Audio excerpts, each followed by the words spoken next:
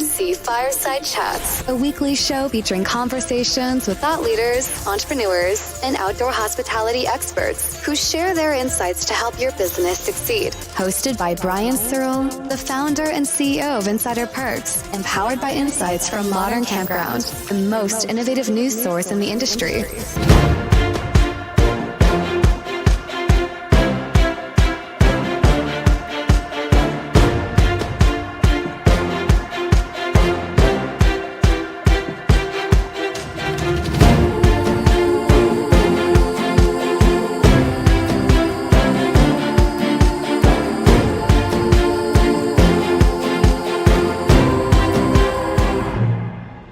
Welcome, everybody, to another episode of MC Fireside Chats. My name is Brian Searl with Insider Perks. Excited to be here for another show with you guys and some special guests we have here, as well as our one lone recurring guest who decided to show up this week, Greg Emmert, which you could make up for everyone, right, Greg? Like you're absolutely. I'll carry it. I got it covered. Good, because I'm going to leave. Can I leave? Why not? Clock out. Yeah, but super excited to be here with everybody. I'm kind of like in this dark. Well, I'm in my office, right? But I'd rather be outside. But it's been super cold here in Calgary for the last 2 weeks. I was telling before the show, it's negative 40 Celsius. So like, I could go out there, and I did. I talked to Lisa Gregg, who's my sales business development lady, and told her if she gave me $100, I would go outside in the negative 40 and do this. She wouldn't do it. Oh man, if I'd have known, I would have covered the other half just to see the show with you outside. I mean, I've got the warm clothes, so I'm fine. Anyway, so super excited to welcome Marcia and Kaylee to the show. We're going to talk to them a little bit about their unique businesses and things that they have going on. So do you want to just start and just go around the room and just have everybody briefly introduce themselves? You want to start, Marcia, since maybe Kaylee is frozen? Frozen again. It is pretty cold in Texas, I know. Yeah, she could literally be frozen. That could be an emergency. Right. They don't know how to handle it down there. Yeah. Hi, everyone. I am Marcia Galvin. My main hat is I am one of the family members of Normandy Farms Campground in Foxborough, Massachusetts. We've got about a 400 RV site park and open seasonally. The hat I'm wearing today also is the president of NCA, which is the Northeast Campground Association. So I'm excited to be here and talk about that. Awesome. Well, yeah, we'll definitely want to talk about your conference that's upcoming in March. Yeah. I'm still deciding whether I can go again. So like we were there, like we supported NCA for many, many years. Knew Cindy, love her, great, awesome, amazing woman. It's really expensive to fly there from Canada. So yeah. I'll at least probably get a booth and send my business development person. I don't know if I'm there, so. But yeah, remind me, we'll definitely talk about that conference too, because that's a great topic to have. Yeah. Conferences and things like that. Greg, do you want to briefly introduce yourself? Absolutely. Thanks for thanks for having me on again, Brian. This has been a lot of fun. Yeah, I'm Greg Emmert. I'm co-founder at Camp Strategy. My partner, Jeff Hoffman, and I just recently formed up this group as a consulting and professional advisory group to all manner of outdoor hospitality folks. So campgrounds, glampgrounds, anything. If you've got outdoor accommodations or part of the outdoor hospitality community, that's who we serve. That's really good news because I just bought a tent at Walmart for my balcony and I'm having trouble getting people to occupy it. I can do that. I can fix that. I know a guy that's really good in marketing. We'll drive some traffic to your location. I need a discount though. I feel like I don't have the revenue to support your services yet. But I think I can help you. I'm going to buy 2 tents next week. Double your occupancy. There you go. Double your revenue. You're off and running. You just, forget about anything. Just buy more, build more. If you build it worked for Kevin Costner. It's timeless. You're right about that. Build it. They're going to be there. Really, really wants to join us, but she does. Just not having a good internet connection there. So we'll introduce Kaylee. Let's see. I have a thing. Like I have a thing on my little Slack, right? That says who she is. So Kaylee Pace is the co-owner of Big Tex Campground, and she is going to shed some light on how her and her husband embarked on the journey of establishing Big Tex Campground and provide valuable insights and inspirations for aspiring campground owners. So hopefully we'll get her back because that sounds interesting. Maybe there she is again. We'll see. I'm trying. There she goes. Everything's frozen down here, I swear, including my computer. Am I introducing myself? Is that where we are? Yep, absolutely. I did a terrible job of introducing you, so please, whatever. Oh, I wasn't sure because my computer kept freezing up on me. Yeah, so I'm Kaylee. I'm a co-founder of Big Tex Campgrounds. My husband and I set off on this journey to build this campground last year. We documented the whole thing on TikTok and online so people could watch our journey. He was a pipeliner, and then I raised my daughter in an RV while I was going to college. So we both lived in RVs. We both lived the RV life. And we kind of brought our passions together to build our campground. And we're currently expanding right now. We have 16 sites, and I don't know. It's just been a journey. It's been awesome. So that's a little bit of our story. Well, why don't we start with you, just in case your internet connection decides to go out again? I did. You know it's not your fault. We were talking about like literally you were frozen because it's so cold in Texas. Yeah, I love how y'all took a spin on that. That's awesome. We have intelligent people on the show to compensate for my lack of wit and humor and all that kind of stuff. So, it's always good teamwork, right? Yes, for sure. So tell us a little bit about like how did the idea for Big Tex Campground get started way back, right? What was the original idea? So going back to it, my husband and I, whenever we first met, we actually connected on the fact that we wanted to build an RV park. And of course, we debated on which way to do it. He was like, we should do it this way, and we should do it that way whenever we first started meeting, because, you know, like I was saying, he did pipelines. So he traveled throughout Texas, saw all the things that he liked and what he didn't like. He did heavy equipment operating for years. I think he's going on, his 18th year of operating. So he saw how the drainage worked, how everything, what he liked and what he didn't like as far as how the layout was of the park. And then in 2013, before I met him, I was living in a camper with my daughter before it became this trend, right? And what I loved about campgrounds was the people and the camaraderie and how everybody kind of came together. It's just like, it's a beautiful thing. And I think unless you've actually lived in a full-time RV life, it's hard to explain, but it's like having neighbors that are actually neighbors. Again, it's hard to explain, but you can live in an apartment for 10 years and never get to know the people around you, but that's impossible to do in a campground. 100% me. I'm stuck behind a screen all day. I don't know my neighbor. He's a doctor. That's all I know. Well, and it's just like I did too. And then whenever I lived in an RV park, I had, I had people over at my house all the time. Everybody's always outside barbecuing, and I got to raise my daughter good and slow. And then, so whenever me and Josh met, we kind of talked about that and talked about how we would do it. And then it became a reality 7 years later after we'd been dating. So and then is Big Tex a transient or seasonal or mix or full year round?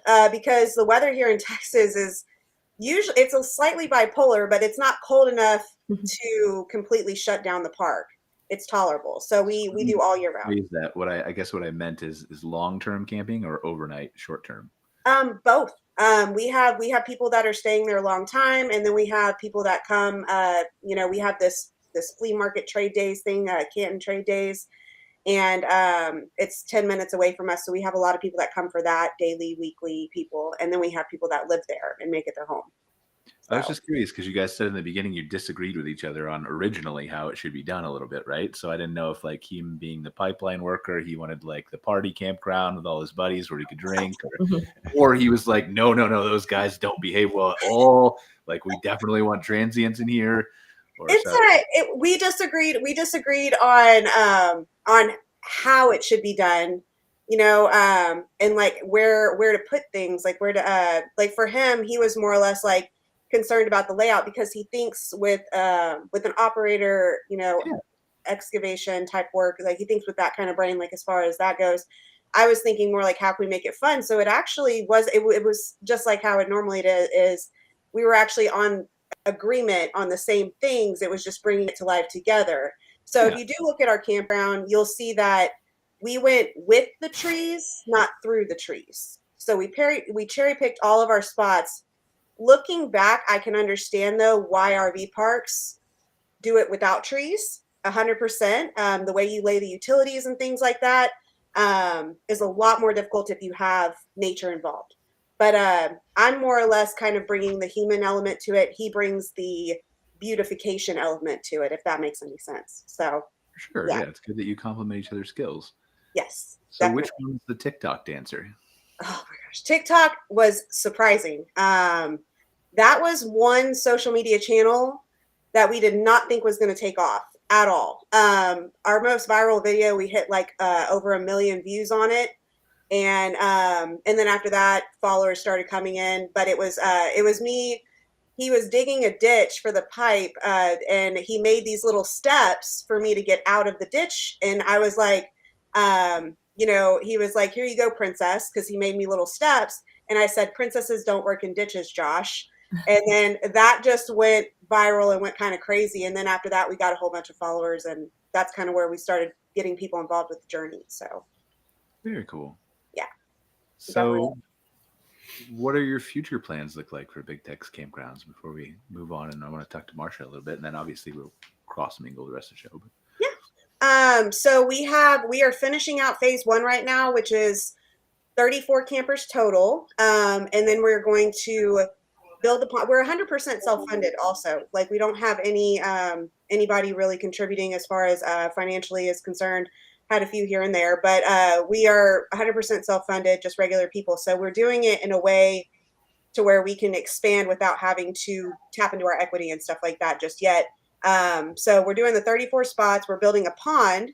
We're going to sell the material, and then we're going to build the back 34 spots. And then we're going to have then we're going to work on the cabins and the tents and all that fun stuff. What we're really wanting to do is we're wanting to build like a 1980 style campground, kind of like you, Marcia. And we're wanting to have a swimming pond because it's Texas. So we do have swimming ponds here as far as that goes. With a beach, a jumping deck, rope swings, just kind of how it was among the trees. And that's kind of our overall goal, is to get it to where it's functioning like you would be camping in the 80s under the trees and swimming and playing outside and doing stuff like that. So that's the future. Very cool. Well, thank you for sharing a little bit of it. And obviously we'll bring up some discussions where we can all talk together later, right? Depending on where the show goes and all that kind of stuff. So feel free to stick around. Love to hear your input. If there's anything you want to add, just don't feel like you have to wait for your turn. Marcia, Normandy Farms. I feel like someone's heard that name before somewhere in the industry. I can't remember where, but just tell us about it for.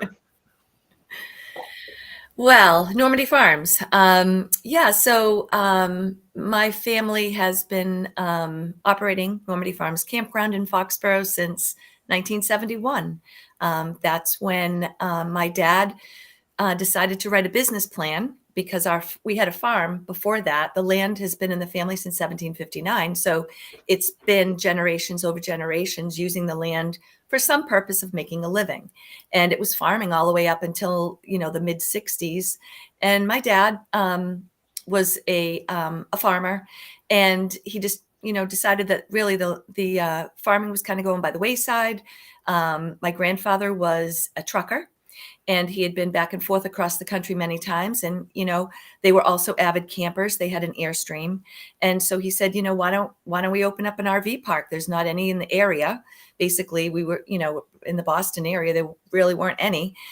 So he wrote a business plan for 25 campsites. And we used our backyard swimming pool as the first pool that we had for the campground. And, and it started off small. And now we're 10 generations. I have a granddaughter, and we have, a few of us here working in the family, but we've got 400 campsites and about 120 staff members when we're open fully in the season. Awesome. All right. My opening question is this. Yeah. In 1758, when your ancestor came upon the land, what was the first thing that popped into his head when he saw the land before he knew he wanted to buy it?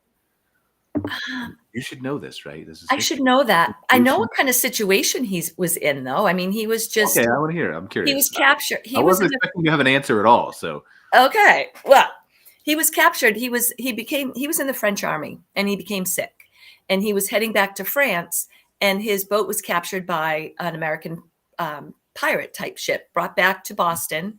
He was enslaved in Wrentham, Mass, which is just the same next town over from us. And he became friendly with the jail keeper, who knew somebody in Wrentham that needed some hired help. So when he got out of jail, he went to work for the person that owned the land prior to him buying the land on June 6, 1759, 53 acres with the money that he earned from working after he got released out of the jail. So what I'm hearing is that if it was not for piracy, which you have to clearly support, exactly, you would not be here today. Yes, that's right. Yeah. So we've got a little bit of that, that fun part of us in us. That's good. It fascinates me, right? Like I wasn't really expecting an answer, but you mentioned the year specifically, so that's a long history, and yeah, it is interesting to think what the land and all the surrounding area looked like way back then. But yeah. So tell me, we obviously Normandy Farms is a name that a lot of people in the industry have heard before, right? You've been here a long time, but also you've done a lot of good things, and a lot of people have looked to you guys for advice.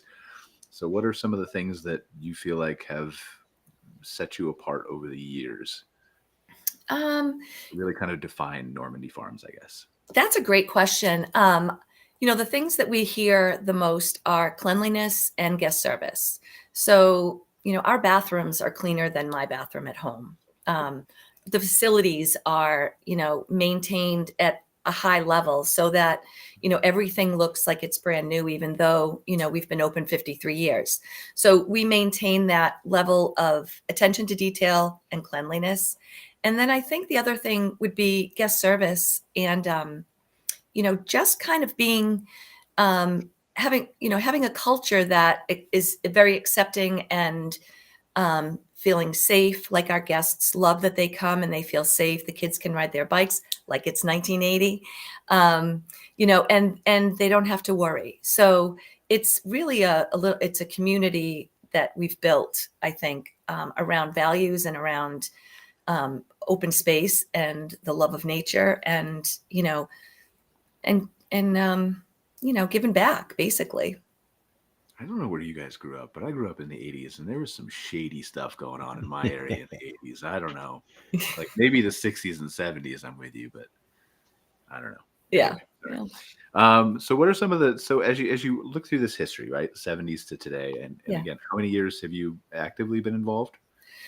Well, I took some time off. I mean, honestly, I grew up at the campground as a kid, and then went off to college. I was a elementary school teacher for 9 years, and then started having children, and I came back. So I've been in my adult role for over 25 years in this role right here. How do you think your perception of the campground has changed from child to adult? Like, do you look at it differently? Do you see it differently? Obviously a little bit, right? Through child eyes and adult eyes. I'm just curious. Right. Well, I think through a child's eyes, you would see things as all fun and games. And as an adult, you're worried about everything, the insurance, the liability, the safety, Board of Health regulations, there's a lot to do, in a campground. It's an entire community. It needs its own mayor and fire department type of stuff. You really have to have the fire extinguishers and the manuals, and it's all encompassing. It's a lot more than just what I thought would have been a campground when I was a kid. One thing I think that interests me is just the generational aspect, right, of Normandy Farms. And I think that I work with hundreds of clients from a marketing perspective. Greg knows a lot of people. Kaylee's gonna know a lot of people soon. But is the generational aspect of, we talk to so many people and they're like, well, I wish my son and daughter would show an interest, and so how do you think you've been able to not fall into that trap at Normandy Farms and keep people engaged and involved? Well, it's not easy, believe me. I mean, we've used succession planners, attorneys and land trusts, and we've worked and it was started with a lot of screaming and yelling, to be quite honest. But I think in the end, to be able to go from one generation to the other, there has to be clear communication and transparency and trust. And I think if you start off with those things, then it's not, the next generation isn't going to be so scared of what they're getting themselves into. I think it used to be a lot of, quarters in the trunk type of stuff, coming from the game room, where now it's, what you're getting into is a business, and what you're putting in is your entire life, because the work-life balance really, I live on property, and I could drive a golf cart to the office, and, I wouldn't have it any other way. I love what I do. And that's key. You have to, for someone to come into the business, you have to really enjoy it. You can't be forced. You can't, be persuaded or bought, or it has to be something that you want. Like, I wanted to come back from teaching because I thought it was going to be a good experience with the work-life balance for raising children and being able to work. And I was able to bring my kids to work. Casey knows that too. It's a great way to live. And I think if the campground owners now can portray, honestly, with this climate that we live outside of our bubble, if we could have our children grow up in a campground, that is going to make the complete difference in the world. Because it's controlled, and it's, and you can make it what you want it. It's a great way to bring up kids, so I think generationally, my oldest daughter is 30, she's going to be 31, and I have a granddaughter. There's talk about her potentially coming back. And we have a code of conduct for the family. We require anybody in the family that wants to come back to go out and work for at least 2 years before they come back. And then they can't come back and we create a position. There has to be an opening with the skill set that they bring. So basically, my sister and I, we've kind of fell into two places that we fit. I'm more of the outside person, and she's more of the behind the scenes business part of it. And we complement each other really well. So it's worked out well that way. It doesn't always. I think it would be interesting to spend a couple of minutes, because Greg said he was going to pick up the slack from everybody else who wasn't showing up this week, to talk a little bit about that generational stuff, because it's a thing that I think comes up quite a bit. There's classes at it at conferences, and we'll talk about NCA in a minute and your role there and all that kind of stuff. But there's a lot of people, I think, who struggle with this, and maybe it's worth spending 10 minutes on to talk, because Greg, I'm having you lead this too, right? Obviously, you were part of a generational campground too when you owned your property with your parents, right? Yeah, absolutely. They purchased it in '94. I was 20, and oddly enough, so the folks we bought it from, this is, I may be tooting my own horn a little bit here, but my parents were mid 50s when they bought it. My dad's idea was, well, we're going to buy this campground. This is what I'm going to do in retirement. And the owner there, being a guy who had been doing it for 17 years, was like, that's not going to fly. And I don't even know if I want to sell this place to you. And so I started to become part of the negotiations. And as they got to know me, they said, okay, we'll sell it to you, one condition: he's a full-time employee. Like he gets some share of the property and some. So I was a small shareholder right from the beginning, because they recognized that, like, this is not something you do for your retirement. This is more than a full-time job. I don't like to use the word lifestyle. It becomes one, but it's more than a lifestyle. It's it really is. It's all income. Lifestyle is the best word to use, but it becomes a lifestyle, at least the way we did it, because we were owner operators. We were fully self-funded, like Kaylee. We didn't have a big staff. It was, go in the closet with all the hats and put on whichever one you got to wear today and get out and get it done. And so then as time went on, we looked at, instead of a sale, passing it along to me, but the way we had built it, sort of along the way, nobody was taking anything out of it. We were putting everything back into the property. So the only way for my parents to get a proper retirement was to in fact sell it off. But yeah, if there are folks out there watching right now and you're not listening really closely to Marcia, pay attention if you're somewhere along the way where you're thinking about selling it off or handing it off, because she's got it handled really well. Especially the kind of systems you have set up in there, Marcia, to, if a family member wants in, they've got to go for 2 years and then come back and bring something legitimate to it. It turns it from, I'm going to get this thing from my family, into something that they're going to take very, very seriously and plan for and execute. And it's really hard. I think the camping industry, obviously it's the one that I know the best, outdoor hospitality, but I talk to folks in all sorts of different businesses, and I think we've got the handoff thing, the generational part of it. I think it's worse for us than others, because folks, they own their park a long time. They get really comfortable running it the way they are. And then as it gets harder and they get older and they start to realize, I don't have a family member to hand this off to, maybe instead of trying to scale it up and make it more valuable for a sale, they start to scale back because they need their workload to be easier on them. They need it to be, less taxing because they've been doing it for 60 years and now they're in their 80s and they don't know what they're going to do. Then it pushes up against a sale and they've got a park that's not worth what it should be. So yeah, Marcia, I hope folks are listening to you and what you said, and flood her inbox, folks, because she's got really excellent insights on this. And even if you think it's 10 or 15 years out, it is not too soon to start planning for your exit strategy, whether it be sale, family handoff, generational succession, whatever it is. Start thinking about it right now, because it just appears before you without you even knowing it. I'd love to just sit here and shut up while you two ask each other a couple questions. Sure. Well, and I won't ask anything like what was Marcia's ancestor thinking in 1641 before. Kaylee, you can pop in too. If you like to I'm just taking it all in. I'm the new kid. Yeah, how did you build that system, Marcia? I will take over. How did you come to build that? There had to be some sort of genesis for that. Was it just sort of over time you realized that's what you wanted to do, or was there a moment that made you go, geez, we really have to look at this more seriously? I think it was a lot of it had to do with going to ARVIC conferences, because I've done that like my entire life. And, I was ARVIC chair for a while in the around 2015. My dad was chairman 30 years before that. So we've always been involved with the association. And we had met this gentleman through the association.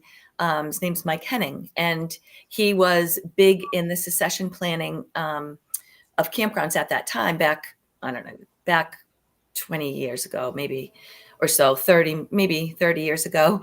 And so we were just being proactive, looking ahead, who was going to be, working it. There were a lot more cousins involved at that time, and we were kind of all like, oh, we're going to run it together. We're going to be one board. And we had these grandiose ideas, but we really needed to bring them and dial them down to see what was actually going to work. So it was a lot of working through the weeds, but just really looking at hiring professionals that could help us, because, it wasn't something that we could do at all on our own. Yeah, that makes a lot of sense. I mean, just because somebody's in the family and thinks it's going to be a fun time or a good thing to do doesn't mean that they're going to be qualified for it, right? And first and foremost, you owe it to your family members who already have a vested interest, and to your customers to hire people that are actually qualified, put them into position to succeed, and let them do their thing, right? But not to just say, hey, Bob's really interested, let's go see if we can trade him the park for a case of beer and just turn it over to him, right? It's very important, especially when it's been in your family that long. That's got to feel like that is Galvin DNA. I mean, that place, that's you all must be bleeding and exuding that park. I can't even imagine. I felt tied to mine after 26 years. It was just us, it was mom and dad and I. This is you've got such history there. It's really wonderful that you've been able to stay that long. That's awfully rare. Yeah, it is. And you don't want to be the one to let it go. So, I'm working as hard as I can along with my sister to continue so that we can be passed on to the next generation and, just keep it rolling down. I have a question about that. Have you noticed throughout the years the different demographics that are coming to your campground? I'd mentioned this in the email, kind of thinking about it. We have the people that are older that are retiring, and that used to be our largest market. But what we're starting to see now is we're starting to see a lot of people coming in that are not able to afford housing. So they're traveling and they're doing more long-term stays or full-term stays. Kids that are right out of college, seeing that a lot now too. And then as somebody that's a little bit, I'm kind of in the younger side, but I grew up with tape cassettes. So I have like both sides of it or whatnot. But something that I'm noticing is the difficulty in having to, especially with you guys who y'all have had to adapt to overcome for years and years and years. with the next generation coming in for you guys, is that kind of something that they're teaching you guys and y'all are teaching them at the same time? That's a great question. And we do a lot of work on, generations with our staff, because we had somebody working with us that was 82 years old this year, and we have 14-year-olds. So there's a lot of different, you have the boomers way of thinking, their way, their business drive, their way of thinking. Then you've got the, Gen Zs and the millennials. Everyone has a different way of perceiving their job or their responsibilities. And so we do a lot of training. We involve, pull it right into NCA. We will send our managers, to the conferences. I think the great thing is education has become so widely available, whether you're doing webinars or, going physically to a conference, whatever you're doing. I think the key is that you don't stop. You're continually learning and growing and being aware of the times and, listening to your guests, listening to your staff, listening to your family, and then, making best business decisions. I think we have a lot to learn from the generations that are coming up on different ways to be. I'm finding, one thing we had about 30 different activities a day, before COVID, I'll just say BC, where it would be like 3 per hour for different age groups. Now, since that, that's not what they want. They want more time with their family, sitting by a campfire and having unstructured time.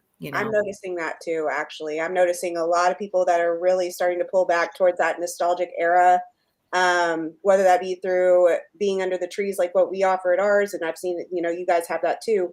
But just being more in nature and camping, like just that nostalgia, it's starting to really come back. In fact, actually, I saw something on Facebook earlier where I was scrolling and Pizza Hut did a restoration to go back to the 90s version where they had those Pizza Hut lights and everything like that. And everybody was just so excited about it.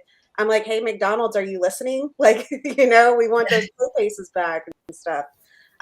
Speaking of which, with the simplicity of campfires and people wanting to go back, what kind of amenities are you guys kind of seeing that are low cost amenities, but that bring the most, I guess entice people more? You know what I mean? Something I'm noticing is campgrounds spending a lot of money on amenities that not as many people use versus spending money less on amenities that people do use. So like, is there any that you can point out that work for you guys? Yeah, that's a great question too, because what we've built lately are some pavilions, open air pavilions. Yep. And we've been having more beer fests or food truck festivals in that space. So having, live entertainment, serving, having the food trucks offering their food, beer sales, games for the kids, that type of festival type of gathering seems to be more popular now than, building a water park. Right. Just those kind of things. We have an open space that we're thinking about putting in a labyrinth, something with wildflowers and, hosting meditation, because we do yoga. We have a wellness center. So things that aren't costing a lot of money, like our RC track, that has been super popular. Easy to design, put in. I mean, you could really make it, huge, and we've got grandstands and stuff, but you can do it pretty simple. But that's an amenity that, you go down to Walmart, you buy your, RC car, and the kids are happy all day long, and it doesn't cost the parents a lot of money. Yeah. It doesn't cost the campground a lot of money either. Exactly. And it's like, nature trails, bike trails, that's also something that's coming along too. Mm-hmm. I mean, it takes up the land and the space, but I was talking to Josh about that whenever we're developing our next, our back half, because we're separating our dailies from our monthlies. You guys were asking earlier, what kind of campground y'all have, and with it being a full year-round campground, it's kind of something that we are, we're expanding to where we're like, okay, we want the daily people in the front, the long-term people in the back, give them that privacy, give them that quietness, and then the people in the front, they're here to have a good time, right? And something that we're going to do in the back while we're developing is we're just going to do a little nature trail where the future part's going to be until we get there. And we feel like that's going to help out a lot for sure. Definitely. This is Great interesting idea. because I don't think that it's, so I'm going to say something that maybe is controversial, and you guys who are the smart people who actually own the parks or did own the park in Gray's case can tell me I'm crazy, but I don't think this is nostalgia. I think this has always been here. I think the private parks chose to move in a different direction where there was also an audience and still is, right? But I think those people who preferred the outdoor trail, less, I don't know, commercialized, if you want to say that experience, just went to state parks. Yeah. So I think they've always been here. And I think it's great that in some cases we're able to recruit that at some of the private park experiences. We call ourselves a fun size state park because we're not as big as one and we don't offer everything, but it's in the woods and it's in the trees and it has, privacy. So I think the state park part is big too, because that is what we went to in the 80s a lot of times, honestly. So. I mean, I think it's, again, it's just like all the activities. I think certainly there's a place for that, right? Like Yogi Bear parks and stuff like that, right? Yes. But I think that there's a lot of people who overthink that. I don't think you need to do as much as you think you need to do sometimes. Good point. Yep, 100%. And really, the younger crowd now, with boomers aging out, still being a decent sized chunk of campers and RVers, they're aging out, and you've got X and millennials making up the biggest chunk of customers right now. And both of those groups, I'm an Xer. My wife is a very early millennial. We are looking for experiences. Boomers like stuff, right? The boomers will come in and clear out your gift shop. The millennials and the Xers, they want to know, what experience can I have at your place? What memory can I take away? I would just point out briefly, like the clearing out of the gift shop is an experience. That's true. All right. Well, point well taken. Because you're right. It's especially an experience for the park manager who's watching their sales go up. They're like, but yeah, they want experiences. And that's to your point about the natural world. That is exactly what I started to do with my park when I got the reins completely about 10, 12 years before we sold it. We had a lot of space that wasn't being used, and we had a lot of mowing for mowing's sake, and it was just silly. And I'm a conservationist and a nerd. And so I built trails, and I built my recreation program around experiential things, hikes, different themed hikes, different times of the year, different programs. Even my craft activities got cheaper and cheaper because we'd use, stuff we found on the campground. But you're right, Brian. People overthink that, and they don't build enough experience in. And that's the open air pavilions with the food trucks. That's an experience. What I always used to worry about, especially being a KOA, is we were, what if I go on vacation with my kids and we go to 10 different KOAs and take this big road trip? Am I going to remember one KOA from another, or is it going to be like walking past the perfume counter in the department store where everybody is squirting at you and all of a sudden everything smells the same? I don't remember what any of this stuff is. So I built experiences at my park. I made it very conservation based, and people remembered me for that. So it's really just figuring out what flavor you are. Like Fun Size State Park, that's your flavor, right? We're strawberry. The guy down the street's vanilla. I don't care about vanilla customers. He can have them. These are my strawberry customers. That's who I'm going for, right? If some people want to taste a little bit of both, they can come down here. But figure out what flavor you are and stick with it. Develop that and make it the park that you yourself would want to stay at, would want to visit. Because when those days that are supposed to be 12 or 13 hours turn into 18 hours and you don't know when you're going to go to bed at night, you don't feel so whipped if you're at this place that you love, if you've built it into something that you love and enjoy being at. And it's not just some place you go to make your money or go to work. There's a lot to that. So it sounds like you got some good guests this week, Brian. These two ladies got it going on. This is great. I love our campground. I think, what was surprising for me was we did a soft opening in September. We had a couple of guests that had been watching the progress the entire time. And something that surprised me more than anything was how the guests felt when they came into the campground. Because like you said, what's your flavor? our flavor was different than anything around there. Yeah, there's a KOA around us. There's a big conglomerate, huge RV park. They're both really nice RV parks, but they don't have the trees and the privacy and the shade and all that stuff that we have.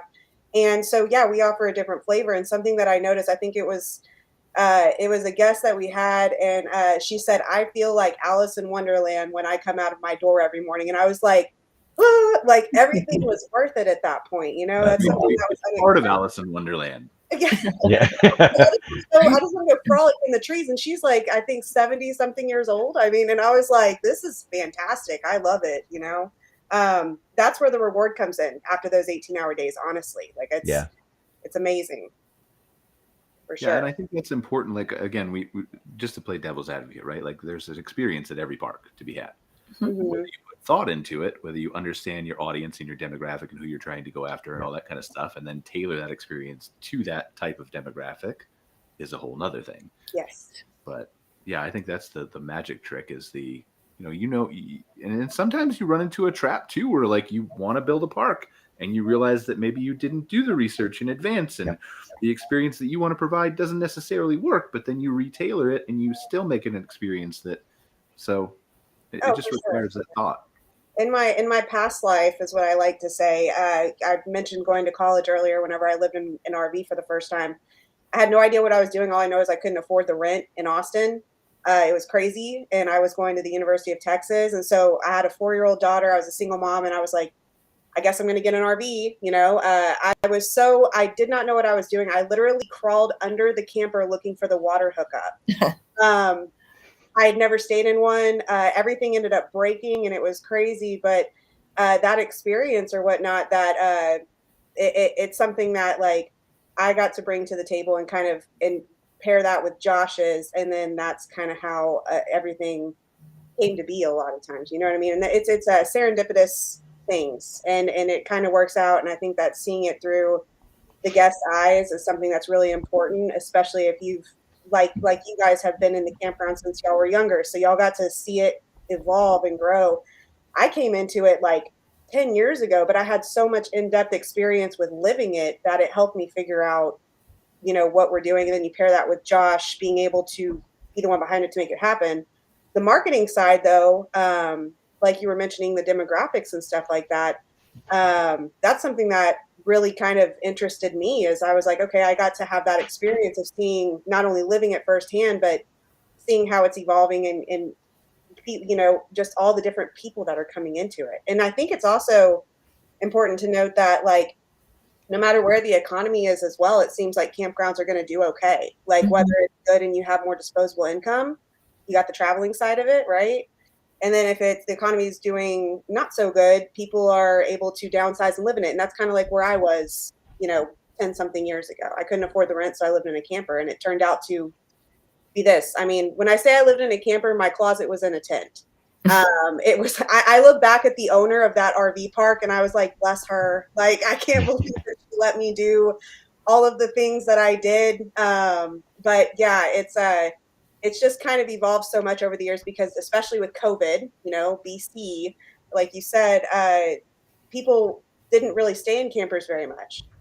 And then COVID happened and now people are like, oh, I can work from home so I can travel and have a whole market coming into it. So it's been really interesting to watch for sure. Yeah. All right. Well, let's spend a couple minutes talking about some of these upcoming conferences here, since we've got the esteemed Marcia, president of NCA here, and how many other hats? You're not even wearing a hat, but they're invisible. They must be invisible. They are. Yeah, they're right there. All right. Tell us about NCA. Yeah, so we're coming up on our conference is coming up in March. It's going to be March 21st to the 23rd.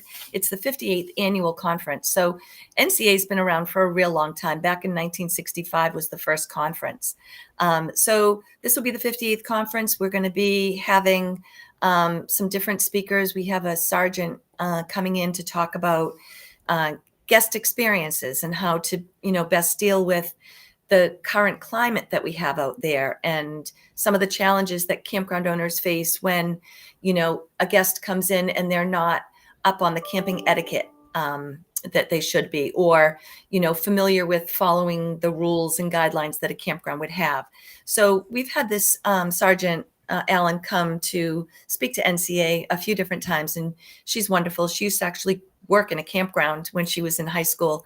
So she's got some experience, and I think it's going to be a great one. We're also doing a book club, which is the first. She's a drill sergeant, right? A real sergeant, like a real, like, yeah, police sergeant. Right. Okay. She's not a drill sergeant in the Army, though. No. That would be a long camper experience, right? When they're not following the rules. Okay. Yeah, that would be different. All right, go ahead. Yeah. So the other one we're doing is a book club, and which I'm leading. This is the first time. Cindy had a great idea. Cindy's amazing. But we're doing a book club, which is the ideal team player. So it's talking about building a culture at your campground and how you want that to look. How do you find the people to work for you? How do you build a culture? How does that culture go into your guests? So that's going to be kind of fun. So when you register for the conference, you get we have a sponsor for the book, so you get the book ahead of time, and then we'll have a book club at the conference. So That's cool. kind of cool. I always loved attending NCA specifically for the education, right? And I would stay for all of it, like I was a vendor half the time, right? But I would always, because Cindy she always planned some of the best education of all the conferences. And it annoyed me half the time because she was like, no, you spoke last year. You can't speak for another 6 years.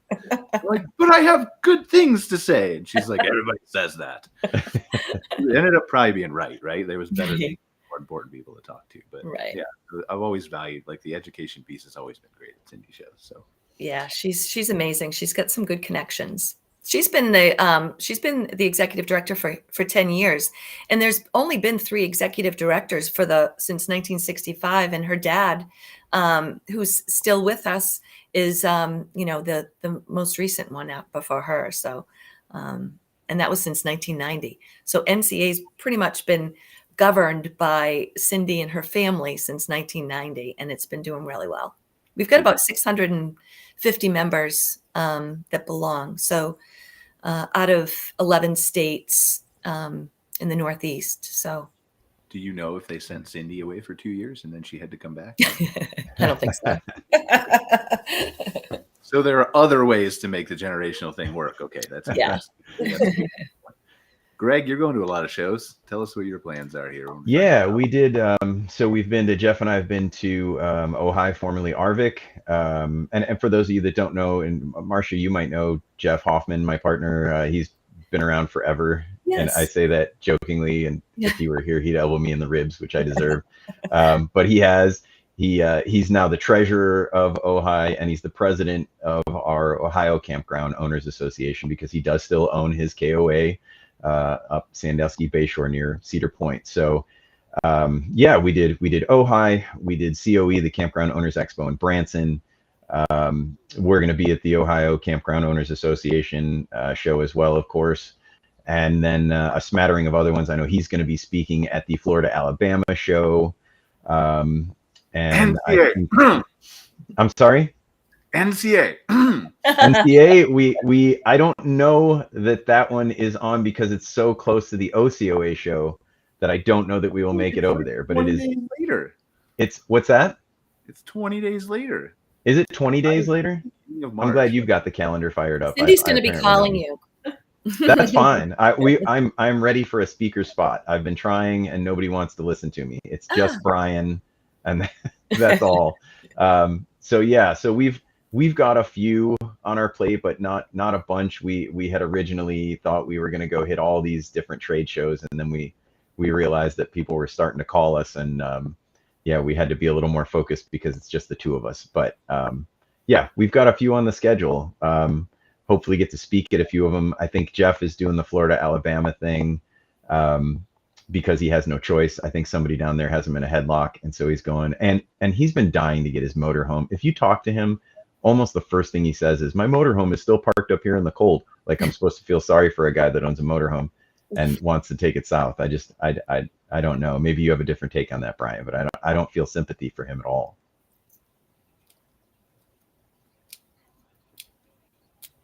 Did I stump you? Or did I go quiet? Sorry, Am I there? Computer froze for a second and I couldn't move my mouse, but No, I don't have, like, I don't even own a motorhome. Yeah, exactly. This is what I'm saying. So I don't feel bad for him that he gets to go to Florida in February and talk, and I'll still be here with our clients in the Northeast. But yeah, they're tremendously valuable, regardless what state you're in or what association you want to go to. Just belong and go. It seems recently that things have gotten a little divisive with some of the associations, depending on where you're from and what you're into. And man, I've been going since '94 when we bought our park. We went as owners. We went to Ojai. We were, or Arvik at the time. We did the Ohio show religiously. We learned so much. And, as you pointed out, Brian, the educational sessions are usually really good. It depends on what you're looking for, right? So maybe you sit in on one you don't think is great, but the next one's great. And it's the networking time. And Brian can speak to this 100% because he is a big proponent of this.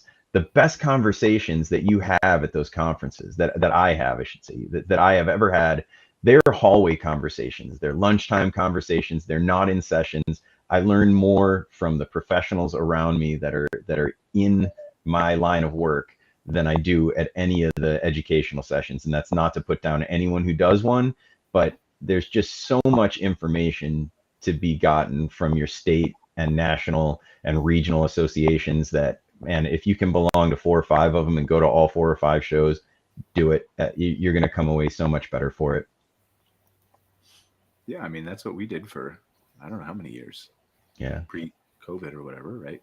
Yeah, and you did the small shows. You took the state level shows seriously, whereas a lot of folks just go to the nationals and kind of get mired down in the bigger shows. But you guys I remember you were at Ohio forever. I mean, yeah, I don't mean to age you. And it's like $2,000 to fly everywhere now. Yeah, right. So, yeah.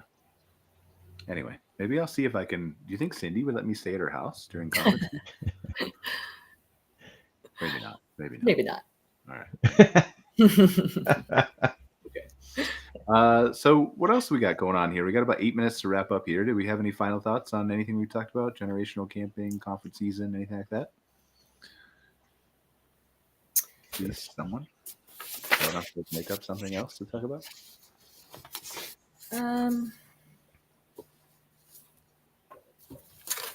I haven't gone to a show yet, but I'm excited to go to one. I think we're going to go to Taco. Taco's coming up is it April or May? I think Texas is having. What was that, Taco? They have Taco.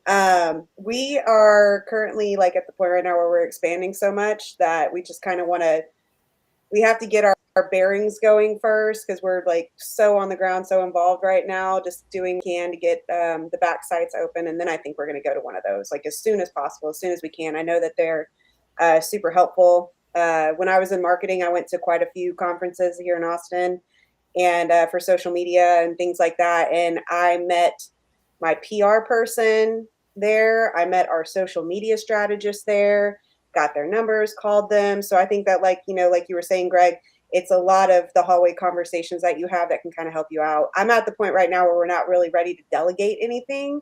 We're still growing it, Mm-hmm. So I feel like it's going to be super beneficial once we get to that level. So I'm excited to go to my first show, but I don't know when that's going to be. Probably within a year for sure. All right, we'll consider Taco. It's right there. Like I can't remember if it's in April or May, but yeah. So let's like I know we'll have conversations about this on future shows as we get closer to them. But what's coming up here? So we have the Carolina show, right, which is happening end of January. Is it January this year? I feel like it's really early this year. I think you're right. Yep. I think it's the end of January. The Carolinas, yeah. South Carolina and also Georgia's, I think, lumped into there, right? Like they have a smaller association, but yep. Mm-hmm. So they'll be there. And then there's a gap, right? And then Ohio's the next one, I think. Yep, so Ohio's the beginning of March. When is Marvac is also having a show? I can't remember now if that's mid-March. I have to get back to him about that. I don't know if I can when that is. But and Marvac, I know that might be really close to Marcia's show. March 21st. Yeah. And since we don't have the Michigan person on the show and they're probably not watching the show, obviously Marcia wins. So that's right. What's in between there is the Ojai National School, which is the last week of February. So I'll be presenting a class there. Very cool. All right. Yeah. So the Ojai National School. And then we have, so Waco in March. We have NCA in March. There's one more in March, isn't there? I feel like there's another one in March. It's like we talked about Michigan. I thought there was another one in March, but then Taco is later in April or May. I'm sorry, I can't remember Taco off the top of my head. Florida's in May, right? Yep. Hopefully. Yeah. Yep. I have to speak at that one too. And I think that's it for I'm probably missing somebody. I'm sorry if I'm missing you, but so we'll talk about these. Oh, I think you got it. There's Wisconsin's in there somewhere too, Waco. And now I said Waco, yeah. You did. Okay. Sorry. Yep. We're registered for that one already. So, but yeah, it's super exciting. Kind of one of those times of years where like we're getting ready for everybody the vendors at least to travel like crazy to all the different shows. Mm-hmm. So, yeah, excited to see what this brings, and it'll be my first time since COVID going to a couple of these. So just because I can't get out of here, but I really I have no time anymore. It's crazy, but I miss it. I do miss going to all the shows. So, all right. Well, any final thoughts here? We got 4 minutes to wrap up. Well, I'm Marcia? super grateful that you guys invited me on, and I got to meet you, Casey, and got to see Greg. And, I love this industry. I think that the more we can share and collaborate and, we compete for campers when we're side by side, but as an industry, we're non-competitive. We have more in common than we have not in common. So I really just like the camaraderie and, being able to talk to different people and share whatever we can. So. Yeah, I agree. And thank you for having me on the show too. I appreciate it. I really enjoyed meeting Marcia and Greg. It's definitely like you said, it's a group of people in a bubble that understand each other more than pretty much anyone else. And it's the drive for outdoor hospitality. You know what I mean? Like making guests happy. And I feel like that's such it's our way of giving to the community. So it's nice to meet like-minded people. So thank y'all for having me on the show too. Yeah. Absolutely. It was nice meeting you both as well. And I'm sure this won't be the last time we're talking, but yeah, that feeling of community is excellent because so you curate it inside your campground, right? But then you feel it amongst the other owners, whether it be at a conference or just running into them. We learned really early on that we weren't competing with the folks down the street, that they were actually our best friends. Mm-hmm. We had 12 parks in a 10-mile radius of us, and we ended up buying equipment together and sharing tools and ideas and looking out for each other's parks. And it's very unlike any other industry. So it's outdoor hospitality. It's not just for the guests. It is for the owners and operators as well. And it really is. It is a wonderful industry to be a part of. So a really interesting discussion today. I was glad to be a part of it, especially hearing the both from the seasoned veteran in Marcia and the relative newcomer in Kaylee. This was, I really enjoyed the discussion today. Thanks for having me on, Brian. Yeah, absolutely. Well, thank you guys all for being here. I think we're no reason to fill 2 more minutes with just me blathering on, talking about stuff that nobody cares about. So we just wrap up and set you guys free for an hour, or a minute and a half early. So thank you guys for being here. I appreciate it. Next week, we'll be back with another show focused on it's our 4th week, so the RV industry.